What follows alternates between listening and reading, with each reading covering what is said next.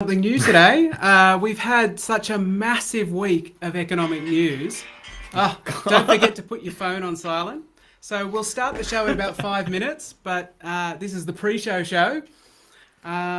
Such a huge week in economic news. We thought that we'd just have a casual conversation about it. Yeah. Try and unpick what's actually happened and what it means for all of us. Yep. Massive week, huge fortnight. Lots to get into. We're going to be able to take questions from you. So if you're on YouTube, Facebook, or wherever you are, you can pop a question in and they'll come up on the screen and we'll try and get to them. Really, we're just here to chat and go through the immense amount of stuff that has been happening in the economy in the last week, and also to remind everyone to turn off your phone before before starting recording, because that's what professionals do. Yeah, so say hi in the comments. We'd love to hear from you, and we'll probably start right on 3 o'clock. So there's so much that there was even stuff we couldn't include, like the 1% of taxpayers own a quarter of all investment properties. Talk about concentration in that market. All of those negative gearers who amazingly now are not negative because interest rates crashed so much. Yeah, it was one of the weird things that this is, I think, the first time since probably they changed the capital gains tax in 1999. In 1999, Yep. there are actually more people recording a rental profit than a rental loss, and that's purely because the years that are covered in the latest tax stats that came out yesterday, 2020, 21, and we know that that was when interest rates were at rock bottom. And so people's repayments were down, which meant Yep. it was hard to record a loss. Some Yeah. people got there though, a good. I imagine half when of the them. tax stats finally come out for this year, Yeah. we're going to see a big increase as interest rates have gone up, and there'll be some massive negative gearing numbers, I imagine, Yeah. in the current financial year. And it's always good though that these numbers, they really reinforce that all this blather about negative gearing being great for mums and dads. And yes, there are a lot of people who do maybe have one rental property, but it's massively skewed. Not only the numbers, where we've got about 1% of all people in Australia owning three or more properties, and that makes up, as Matt said, a quarter of all rental properties. They get a massive amount, much more than a quarter of the actual benefits from negative gearing that goes to everyone. So it's always skewed towards those with more properties, And who we- really are not mums and dads. We've seen all the stories of people ringing into radio stations saying, changes to negative gearing are really going to affect me. But then they're being asked, well, how many rental properties you have? And over 100, over 200. And you sort of think, wow, suck it up, baby. Yeah, yeah. And especially, there was a wonderful story in the Financial Review this week about a guy who was struggling with interest payments, and you think, oh yeah, that's fair enough. And it's no, the interest payments that have gone up on his investment property meant the rent that he was charging wasn't covering the rental, the mortgage repayments on that property. I'm thinking, well, That's what negative gearing his is. accountant's probably rubbing their heads together, going, "Yep, we're going to negative gear the hell out of this property today." So For those anyway. still filing in, we haven't started the show yet. We'll start it in 1 minute at 3 o'clock. Greg and I are just having a quick chat beforehand, the pre-show show.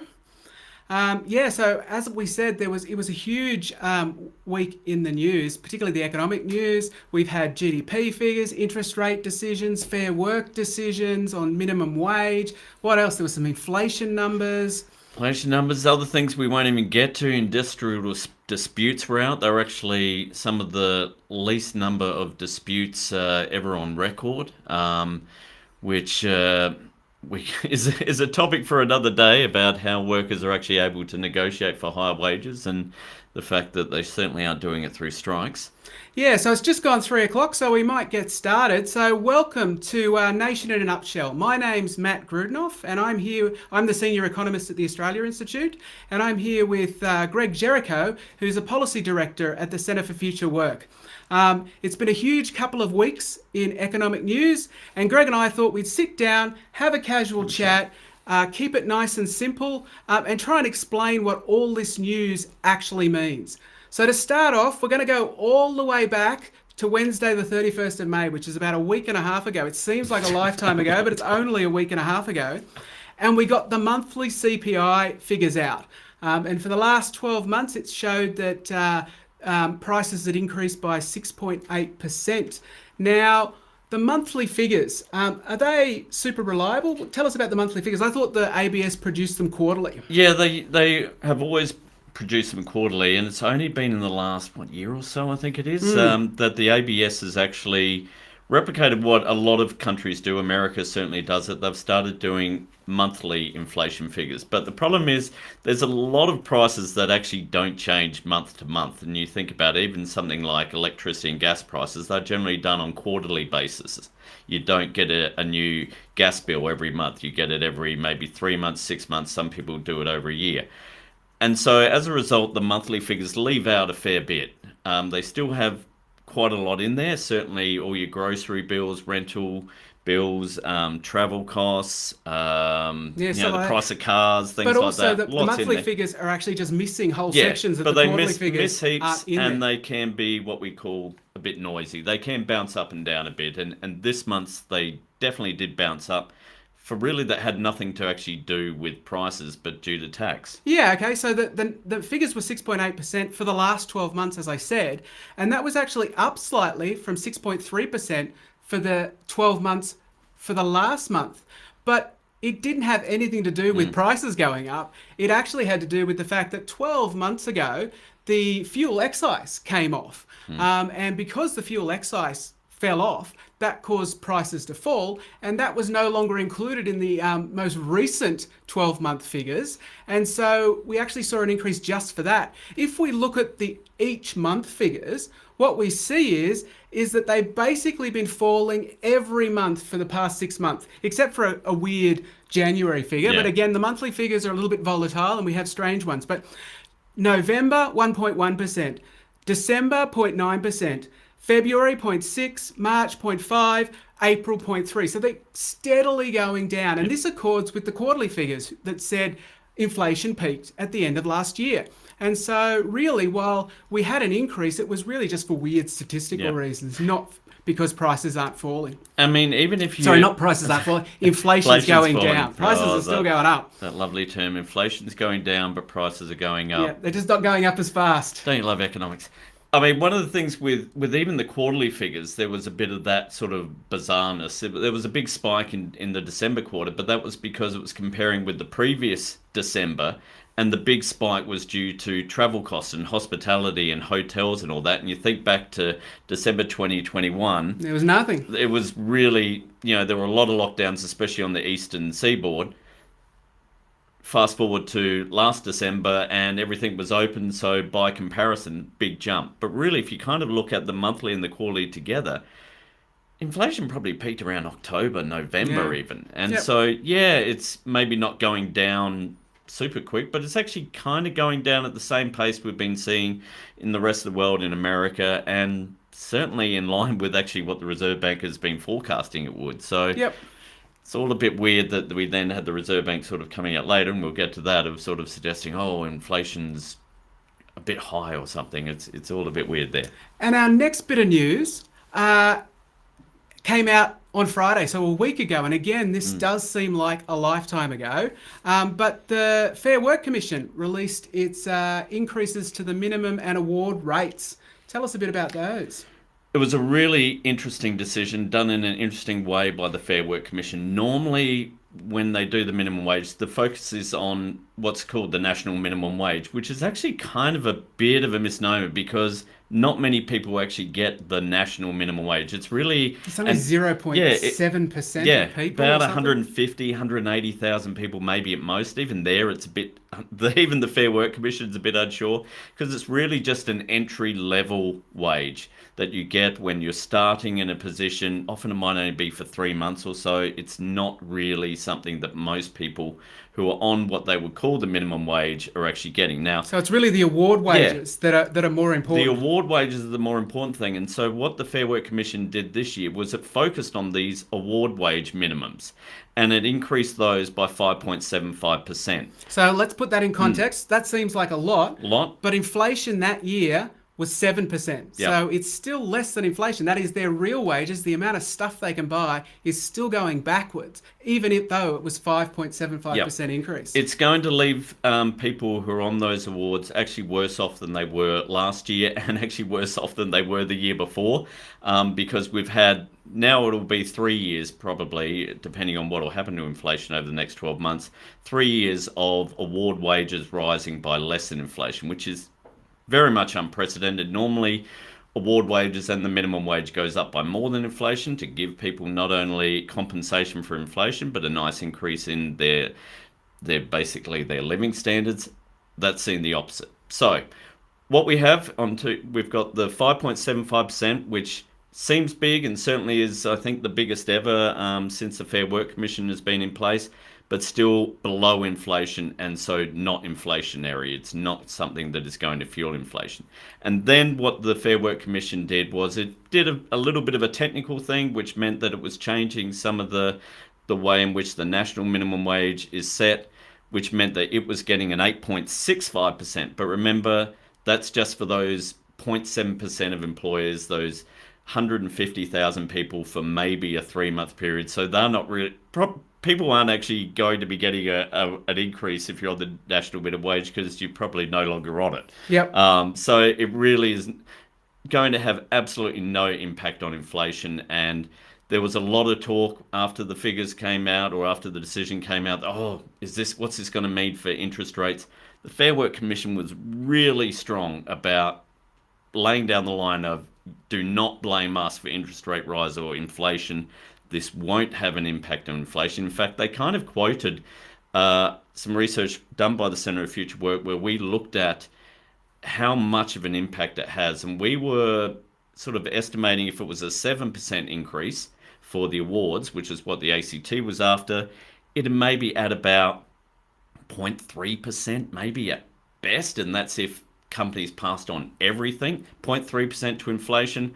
With this being less than that, they were saying maybe 0.1, maybe 0.2 at most, which really, when you get down to it, is nothing, even if that was the difference between 3% and 3.2%, let alone the difference between, say, 6.8 or 7%. Really nothing to suggest that is setting fire to inflation. We do have a couple of questions. One of them is quite a good question. With price rises associated with inflation, wouldn't that in itself defer spending? You're absolutely right. When real wages fall, that's actually deflationary. If you've got less money to spend, your purchasing power is going backwards.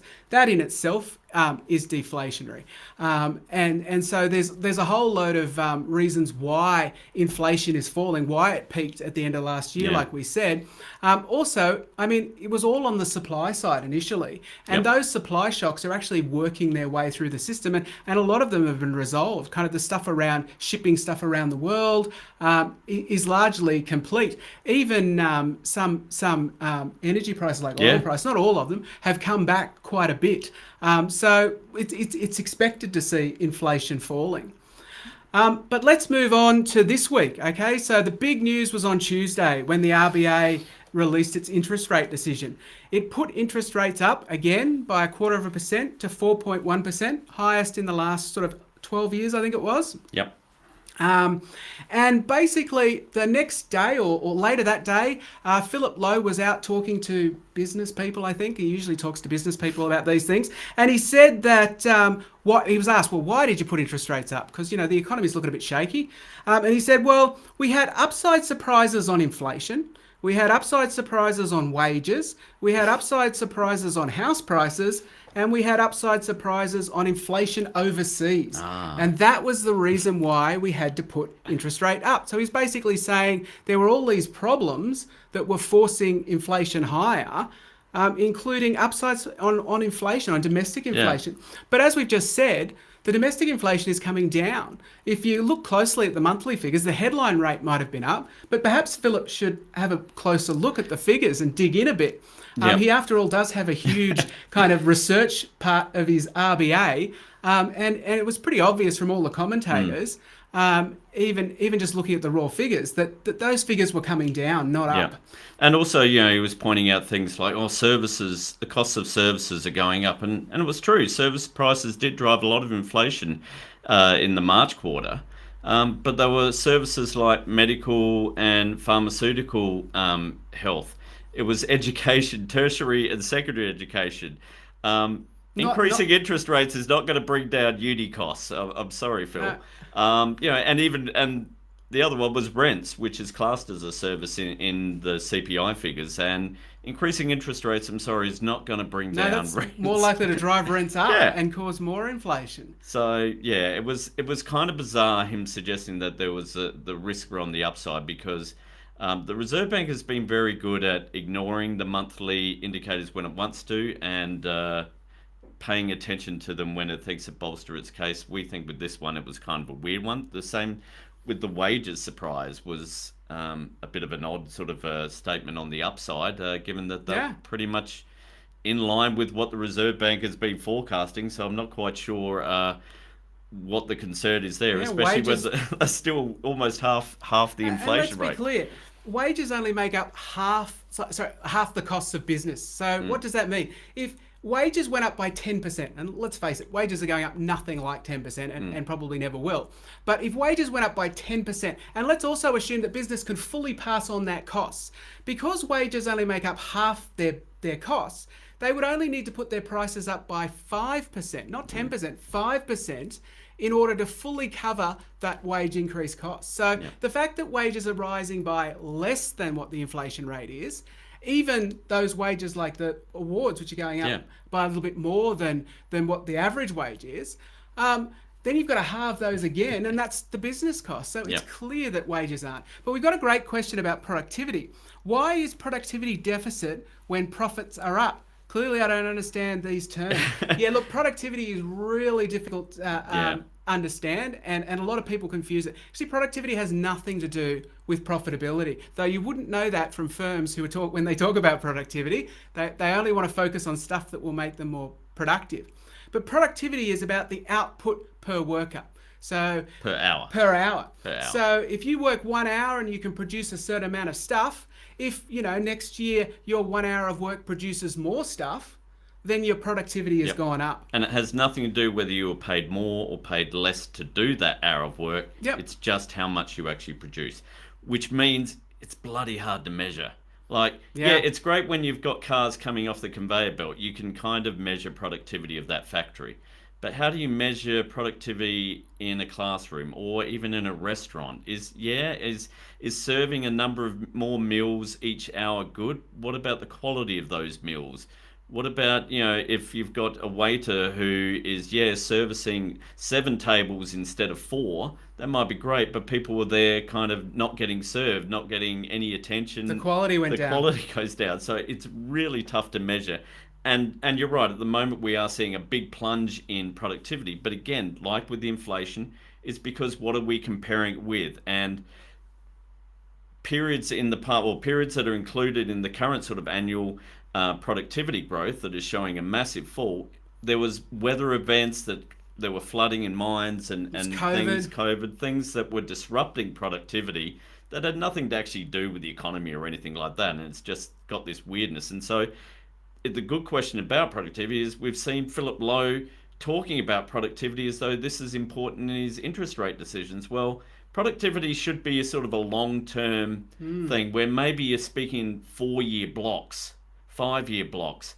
Interest rates are now. Yeah, exactly right. What do we want to do about inflation now? And interest rates are going to be bad for productivity. Yeah. I mean, let's be clear. Workers can't do much about productivity. Governments can do very little about productivity. The one group that can do the most about productivity is the owners of businesses. Why? Because they're the ones that decide how much technology they want to adopt, how much workers' equipment, new equipment to make them more productive, how they organise their business. These are all done by owners of businesses, managers. And if you put interest rates up, businesses are going to be less likely to invest in new stuff. And so this is actually going to decrease productivity. Yep. Now, we have another great question about surely what's the impact of inflation by age? Is it hurting younger people or older people more? Oh, that's a really good question. One of the problems for it'd be hard to define. I mean, the problem with the fortunate thing for older people, especially those on pensions, their pensions are indexed to wage growth or average weekly earnings. So in some ways they're covered a little bit to inflation. Their problems are those who are reliant on term deposits and savings, because inflation does very much affect savings, because it reduces the real return on your investments that are in sort of fixed income returns. But there were some great figures out of the Commonwealth Bank which basically looked at effectively the impact on households of all these interest rate increases. They looked at whether or not people were increasing their spending in real terms or decreasing their spending in real terms. And they had a bunch of wage brackets, and what was interesting was everybody over the age of 55 in real terms was spending more, so they hadn't really cut back at all. Everybody under 55 had cut back, and when you think about it, this makes sense. What are the big impacts at the moment? Mortgage payments, all right, so most people over 55 have probably paid their house off, and rents are going up, and most people over 55 probably own their own home, so it's or at least more. Probably most is not especially most, because I'm getting close to 55, so fair enough. But certainly more people in the younger brackets are going to have mortgages that are larger and are going to rent. And this is the big impact. And so they're the ones that are having to cut back. So yeah, absolutely. Inflation is hitting younger people worse, but also the RBA's decisions to increase interest rates are also smacking younger people harder. They're the ones bearing the brunt of the increase in interest rates. Yep.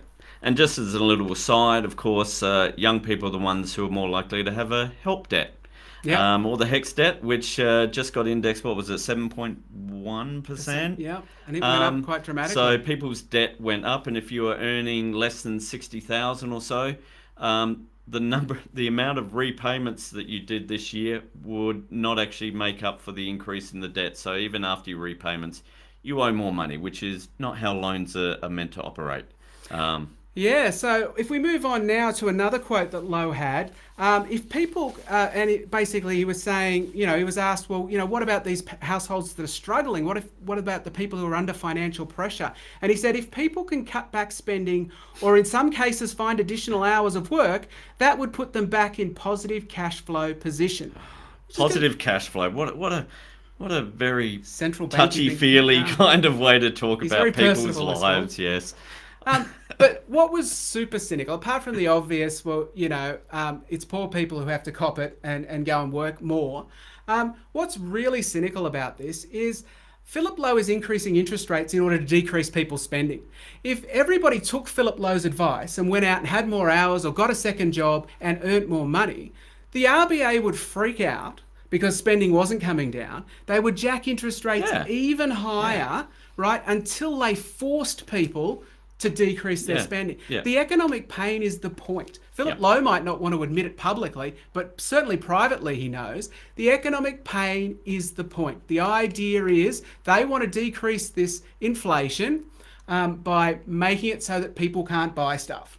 And they will keep increasing interest rates until they achieve that. So I thought it was very cynical of Philip Lowe to basically say, well, go and get a second job, go and work more hours, when he knows damn well that if everybody took his advice, all they would do is increase interest rates more. And we just have figures out today which actually showed that there is a record number of people working more than more than one job. It's about 6.7% of all workers are now working multiple jobs. And that's a record high. That's a record high. It beat the record of the previous quarter, which beat the record of the previous quarter, which beat the record of the previous quarter. It's done 4 in a row. And it's clearly because it really highlights that we've got a lot of sort of tenuous work where not only are your wages not going up to keep in pace with inflation, but you're not getting enough hours. and so people were having to seek other work to just pay the bills. Now, Matt's right though. If everyone was to do that, then what we'd see is the level of employment rise, the level of hours per worker rise, and the Reserve Bank would hike interest rates like you wouldn't believe. Essentially, the Reserve Bank, they talk about inflation, but what they're really doing is they're targeting unemployment. They really want to get unemployment to 4.5% at least, because they think that's a magic number where everything will start going back to normal. And if you say it without mentioning how many people that means are going to be back on poverty, on JobSeeker, over 100,000, it all sounds really nice, but it really just highlights we have an economy that is based around having a set number of people unemployed at any point. And the RBA thinks that's 4.5% at the moment. And it's below 4.5%, so we need to get that unemployment rate up. And despite that being essentially the policy that the government understands and the central bank is trying to do, also the belief is that we got to keep job seeker low, because otherwise people will be discouraged from getting a job, when actually, in a sense, they're being used as cannon fodder to keep inflation down for everybody. Yeah. And so this leads us into our next one, which is on Wednesday, 2 days ago. Big one. The June national accounts came out. So these are the GDP figures, the economic growth rate. It was up a very measly 0.2% for the quarter, for the March quarter. Annually, that's 2.3%. The average, the long-term average is about 3.5%, so well below the long-term average, a real rapid slowdown. And the only reason that GDP actually grew in that quarter was because of population growth. Yep. That is, per capita GDP, per person GDP, actually shrank in that quarter. So the economy got bigger by a tiny amount, but without population growth, it would have actually gotten smaller. Yep. And it's not a case that population drives down per capita GDP. That's not how it should happen. So it's not a case of, we shouldn't have had migrants come in. The economy is meant to get bigger with population. It's meant to grow faster than population. When it's not doing it like we are now, it's because the economy is really weak. It's really hurting. Why is it hurting? Gee, I don't know. Maybe the fact that interest rates have gone up massive amount. The big problem, or the big worry, I should say, is that these were the March figures. And that means that's for the figures for January, February, and March. So we had an interest rate rise in February. So that most of that, some of that will all take into account. There was another interest rate rise in March. Hardly any of that impact will have been felt in these figures, because it takes a few weeks, and in some cases even a month or so, for those interest rates actually to flow through into the economy. So these really bad figures, to be honest, are not even including the full account of those interest rate rises in February and March, and they're definitely not including the interest rate rises May and June. So we've got a full percentage, 4 interest rate increases that are probably not included in these figures, which are going to further slow the economy down. Now, the economy can't really go much slower than 0.2%. There's not much to fall left. No, and where we're really seeing the fall is, and this goes back to the question about real wages falling, and doesn't that cut back on spending automatically? So too does we see the impact of both real wages and the increase in interest rates, because household spending is plummeting. Yeah, the big driver of the decrease in that economic growth was around household spending. That was the thing that really took a pounding. And that's what we would expect when you see interest rates going up, when we see rents going up, when we see people's budgets being squeezed. What do households do? They have to cut back. And that's exactly what they're doing. Yeah. So really at the moment, the sort of staying away from going backwards as a whole economy, kind of everyone's in both the Treasury and the Reserve Bank, and everyone is kind of putting all their money on hoping exports will keep going up. But exports don't really feed many people, I got to say. There's a lot of exports from mining, but they don't employ a lot of people. They put stuff on automated trains and get shipped off, and it doesn't actually provide much income for the country, and so certainly for households. So households are already getting in that state of looking around going, is this what a recession feels like? Yeah. The economy's not in a recession yet. We are not in a recession yet. We're not saying we're going to be in a recession, but geez, every rate rise increases the risk. The Reserve Bank had some research back in February that said 50-50. I think if they were to do that research now, it'd be more than 50-50, closer to, well, I don't want to put it, it's rising. Yeah. So that leads us to our final subject for today, which is the ongoing debate that the Australia Institute has been right in the very centre of, and that is what is causing this inflation. And this ties all of what we've talked about today all in together. What is causing inflation? Is inflation being driven by wages? If you just listen to Philip Lowe and the Treasury, you might think that wages are a big part of what's driving inflation. Certainly, Philip Lowe continuously talks about his concerns about wages getting out, wages growing, wages causing a wage price spiral. But here at the Australia Institute, we've been releasing research both last year and this year showing that inflation is actually the main driver. Sorry, not inflation. Inflation is the main driver. Profits are the ones that are driving this inflation. That is, firms have seen their costs go up, but they've then increased their prices by even more, and we're seeing record profits come in. Yep. Now, we were a bit ridiculed by a few of the big players in the economy. So to put some of those in, the AFR, RBA, and the Commonwealth Treasury. Well, the Commonwealth Treasury called our methodology flawed. The RBA called it silly. The AFR called it silly, and the RBA completely dismissed it. But we were actually just following a methodology by the European Central Bank, another big central bank, which is interesting that our central bank thinks the European Central Bank is wrong. But also, yesterday, on Thursday, the 8th of June, the OECD came out and basically did an analysis exactly the same as ours, found exactly the same thing, and said across the world, but particularly in Australia, it is profits that are driving inflation.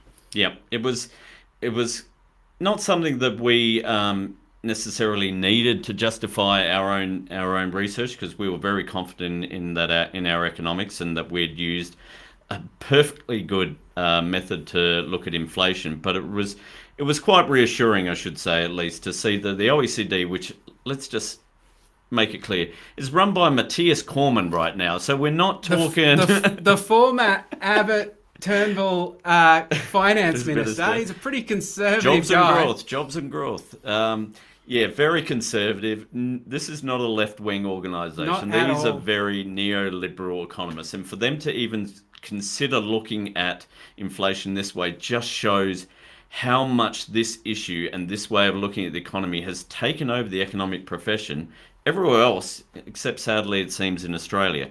Certainly our research, and it wasn't just this year, as Matt was saying, it was started last year. David Richardson, an economist here at the Australia Institute, he did a paper with Richard Dennis that looked into it and said, hey, something's going on. It was Jim and you releasing papers? We released papers, and because I think it really has, we were just looking at what's being done overseas and going, well, we could do that here in Australia. We should look at it and see if the same things happen. Lo and behold, our research did show that it was profits that were the main driver of inflation, not wages, which, to be honest, is pretty obvious. When you've got wages growing at, 3.7% now, inflation at 7%, it's a bit hard to drive inflation when you're growing at half the speed. Yeah, whereas profits are zooming ahead. Profits are zooming, of course not in every industry, but in certain key industries we've seen massive increases. We've seen huge profits in banking sector, directly linked to interest rates. Groceries, Coles and Woolies, where you've got a concentrated market, bugger all competition, to be honest. Yep, Qantas, the same thing. Another concentrated market. So it's big business profits that are basically driving this. Yes, exactly. And we pointed out, obviously, big business don't like that being pointed out. The Reserve Bank, which we think's a bit stuck in sort of an old way of looking at which things. The review confirmed that. They said that their thinking was very insular. Well, this is a classic example of it. And so, we, despite being told that we should retract our research, which we, to be honest, we're never going to do. We certainly are not going to do it now when it's clear that the way we were doing it is essentially a world standard way of looking at inflation. And so the OECD report, I think, is well worth having a look at. The interesting thing, it's not just Australia. across the world, we're seeing that this is not the inflation of the 1970s, 80s, or even during the mining boom here, where, yeah, there was a lot of money. You know, households were feeling pretty cashed up, wages were growing quite strongly. This is not that. This No, is not not at that all. type. But unfortunately, we've got a reserve bank that still is acting like the only way it can crush inflation is acting like it is that old style Yeah, and this is inflation. why increasing interest rates is such a bad way of controlling this inflation. If this inflation is on the business side, then absolutely crushing household budgets by increasing interest rates, by making their mortgages and rents higher, is not going to fix this inflation. It's not the most efficient way of doing it. Yep. What we need to look about things like competition policy, antitrust, breaking these big oligopolies up, introducing more competition, super profits tax. Let's take these profits off these firms, and things like price caps. We saw the price cap in the gas market, for example, in electricity, Yep. has improved or reduced electricity prices from where they would otherwise be, and reduced inflation. Yep. So, you know, Yeah, we could have price caps on rents. We've got those in the ACT. It's bizarre that they're not everywhere else. Yep. You know,